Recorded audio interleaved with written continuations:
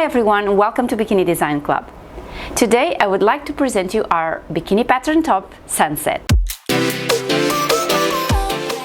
Sunset is a reversible bikini pattern top, asymmetric, with two straps on the front, one crossing to the side a little bit wider and one thin strap over your shoulder. On the back you can only see three thin straps, two straight over your shoulder and one crossing the back.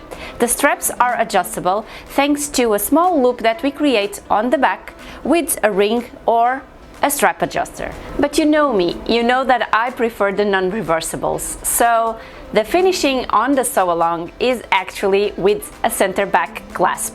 Of course, with the clasp this pattern is no longer reversible, but you have the tutorial for the bikini pattern top Grace, which is reversible, and it has an entire back piece which is quite similar to what you can do with the Sunset pattern if you want.